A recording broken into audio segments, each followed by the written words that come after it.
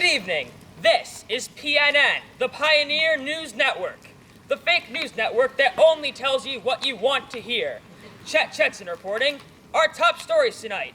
Old Man Ray dies at age 19. 54 trailblazers take a 5-mile swim around Massawepie Lake. And did you know that in 19-something stuff happens? But who cares? First up, another hard-hitting expose by our prize-winning investigative reporter, Don Donaldson. Don? Zombie apocalypse. Harmless trailblazer humor or secret flesh-eating cult? You be the judge. This reporter has learned that innocent little scouts are being converted to the undead, sometimes within an hour of arriving at Camp Massawepie. A pint-sized army of walking corpses, groaning piteously, hungry for flesh, thirsty for blood, void of all emotions. These tiny carnivores... Don, this is Chet. Every year you report some unspeakable horror happening at Scout Camp, and every year your stories turn out to be hyped up nonsense.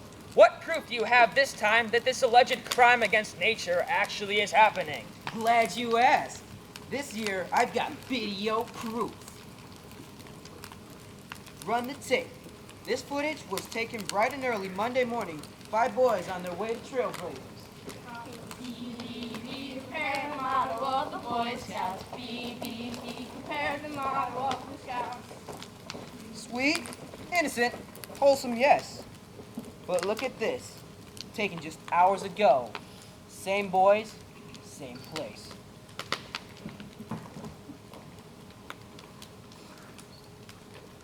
Same boys, same place.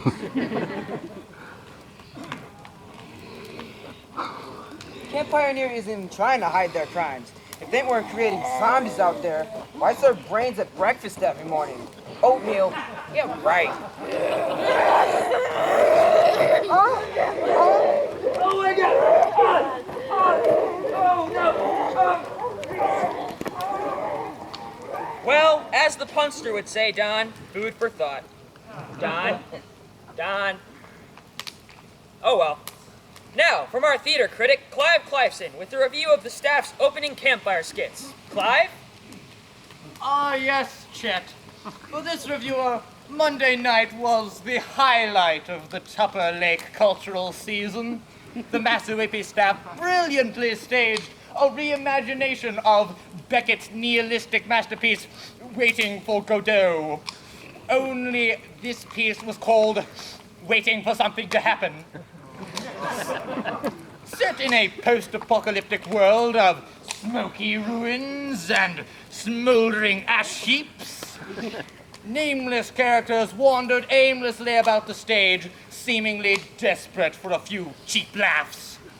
Deconstructing the very concept of skit, they took us beyond the tired conventions, such as plot, pacing, or point, or focus.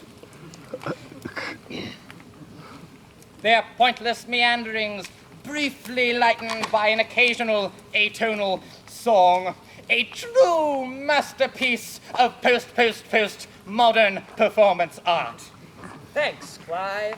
Oh, except for that Mark fellow, way over the top, that one. No surprise there. Speaking of which, this just in.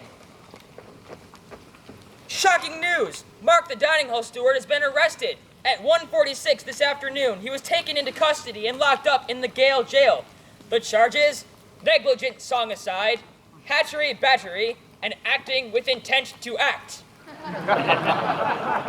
We go now live to Anderson at the Child World Police Station. Chet, the community is shocked. Men wept.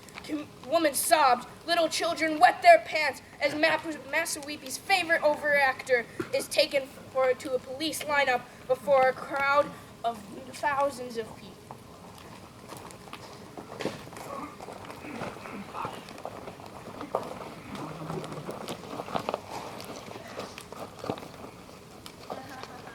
Gentlemen, take a close look. Do any of these look like the kitchen staff named Stuart? No? No? Alright. Only time will tell what fate is in store for the suspicious steward. with a trial schedule for about 2 minutes. We'll keep you updated, Chet. Thanks, Anderson. And now, on the lighter side of the news, for the results of our PNN Cutest Staff Member Contest, we go to our special correspondent, Grandy Grandison. Chet, the nominees for cutest staff member are...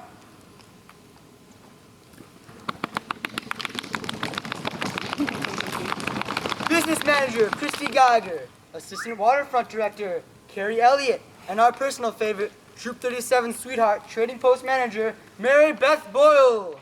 Yay! And the winner is... I bet you didn't see this one coming. Matt Kent from Scout Craft!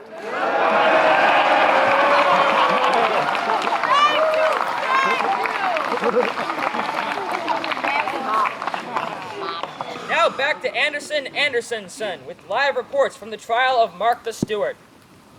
Chet, one of those econ guys, you know, whose name we can never remember, is being cross-examined by the defense attorney. And just moments after he ran past me, with his hands covered in gorilla blood, I saw it there. Headless, lifeless, Ator! But you didn't see the alleged murder, did you? I mean, for all you know, someone might have moved the body there. It could have been a plant. A plant? Plants? Plants? More from the trial later. Chet, back to you. And now for a quick weather report. Take it away, meteorologist Storm Stormson. Chet, we are predicting gathering darkness tonight, which should turn into complete darkness until tomorrow morning, when scattered daylight is expected. Guaranteed accuracy as always. Let's check in with our lifestyle correspondent, Fraudy Fertzen, with our joke of the day and our pun of the second. Fraudy? Thanks, Chet. Perhaps you heard about the Brutus Scout who was so inspired by the Massawepie punster that when he went to the dentist for a root canal, he declined Novocaine. Apparently he was attempting to transcendental medication. A doc walked into the trading post yesterday asking for chapstick. He said, "Put it on my bill." Last week, the Space Exploration Merit Badge class launched several cows into orbit. It was the herd shot around the world. Finally, 2 guys are in a bathtub. One said, "Pass the soap." And the other said, "No soap radio!" No soap radio. Back to you, Chet. Radio. That's funny. But back to our top story. Anderson, how goes the trial? Chet, the prosecution has called John, the program director, to testify. The poor helpless creature, spinning around and around and around, everybody yelling, laughing, and staring at its butt. Objection! I object to the entire testimony of this witness. It's like he's just mouthing someone else's words. Wait a minute.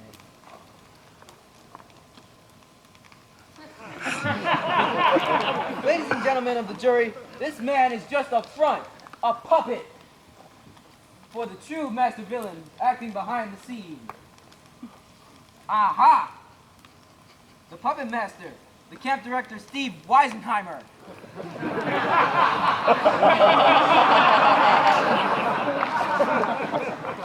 Bedlam in the courtroom, Chet. But Mark, the steward, is a free man. Mark, any last comments? There's Boo and Birdie poop up my nose. Wow. W.O. wow. Chet, back to you. Stunning developments. We will all remember this day for the rest of our lives. Which reminds me, did you know that in 2013, Troop 37 was banned from presenting any more of these phony news campfire skits? For more, let's go back to our theater critic, Clive Cliveson, for an extraordinarily quick review of the 2012 Troop 37 campfire skit, Even Now in Progress. Chet, deep disappointment is all I can say. Sorrowful, bitter despair over these pitiful amateurs. With their feeble little jokes, their all too clever jibes, their vicious attacks on honorable, hard-working staff members. All I can say is shame on you, Troop 37. Shame! This critic, for one, can hardly wait for this pointless exercise to mercifully grind to a halt, which should be in about 30 seconds by my watch. 30 seconds is about right, Clive. Just enough time for a quick stock market report from Dow Dowson at the Piercefield Stock Exchange. Today in stocks, elevators are up, wells are down, and envelopes are stationary. Please note that in a few weeks, this skit will join our previous Pioneer News Network skits online at troop37rochester.com. Finally in the news, breakfast tomorrow in the dining hall is Big Macs and fries!